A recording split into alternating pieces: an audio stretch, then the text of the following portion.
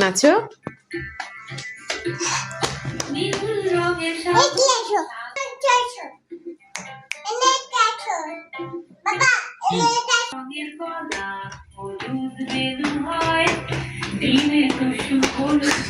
সবুজ রঙের পাতা সবুজ হয়, সবুজ রঙের আপেল খেলে খুবই ভালো হয়, কমলা রঙের কমলা খেতে খুবই ভালো লাগে, কমলা রঙের মাছটা যে দৌড়ে দৌড়ে ভাগে।